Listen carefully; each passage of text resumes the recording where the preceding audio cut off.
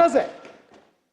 आता डावोसला काय आपण त्यांना बोलून इथे देखील करू शकतो, करू शकत नाही असं नाहीये, पण साधारणपणे ज्या ठिकाणी फॉरेन इन्व्हेस्टर्स असतात त्यांची अपेक्षा असते की आपण हे डावोसला केलं पाहिजे, कारण डावोस वर्षातला एक असा इव्हेंट असतो की आजूबाजूच्या सगळ्या युरोपियन देशांमध्ये हे जे सगळे फॉरेन बिझनेसेस असतात हे आपली ॲन्युअल मीटिंग ठेवतात आणि म्हणून त्यांची अपेक्षा असते की डावोसला केलं तर आमचा रिप्रेझेंटेटिव्ह कोणीतरी राहील।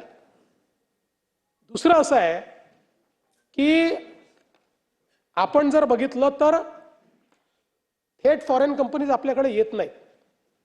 आपला इंडियन पार्टनर असतो पण त्याच्यामध्ये 60% 70% पैसा या फॉरेन कंपनीजचा असतो, त्या लावत असतात, किमान 30% तर असतोच।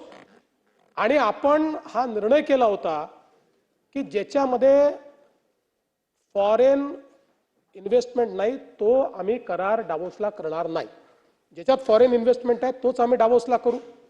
आता मला सांगा, आपण सगळेच राज्य मोठ्या मोठ्या परिषदा घेतो इन्व्हेस्टमेंटच्या, का घेतो? आपापल्या मंत्रालयात बोलवलं पाहिजे आणि तिथे करार केला पाहिजे, कारण उत्सव केला की जास्त लोक येतात, उत्सव केला की त्याला प्रायमसी मिळते, उत्सव केला की आपल्या राज्याची ताकद लोकांपर्यंत पोहोचते, आपलं मार्केटिंग लोकांमध्ये होतं। आणि म्हणून या ठिकाणी डावोसला अशा पद्धतीने आपण हे करतो। मग काय नेमकं होतं डावोसचं, असाही प्रश्न योग्य आहे। आणि म्हणून मी सांगतो की पहिल्यांदा तर आपण हे लक्षात घेतलं पाहिजे की गुंतवणुकीचं सायकल काय। तर गुंतवणुकीचं सायकल आहे, तुम्ही एमओयू केल्यानंतर प्रोडक्शनला जाण्याकरता मॅक्सिमम उद्योग जे आहेत हे 5 वर्ष घेतात, मोठे उद्योग हे 7 वर्ष घेतात आणि काही उद्योग मात्र 2 वर्षात देखील प्रोडक्शनला जातात। म्हणजे एक उदाहरण आपल्याला सांगतो की 2025च्या डावोसमध्ये आपण छत्रपती संभाजीनगरमध्ये JSWच्या इलेक्ट्रिक व्हेकलचा करार केला। आता त्यांनी इतक्या वेगाने काम केलं की या जूनमध्ये त्यांची पहिली ईव्ही ही तयार होते छत्रपती संभाजीनगरमध्ये।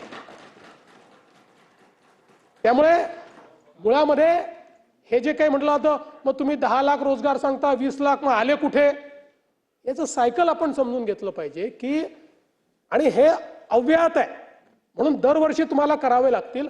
आज जे आपण केलेले आहेत यातले काही 2 वर्षात येतील, काही 3 वर्षात येतील, काही 5 वर्षात येतील, काही 7 वर्षात येतील। आपण त्यांना इन्सेंटिव्ह देतो, ते इन्सेंटिव्ह काही एका वर्षात देत नाही, त्यांचं प्रोडक्शन आल्यानंतरच इन्सेंटिव्ह आपण त्यांना देतो।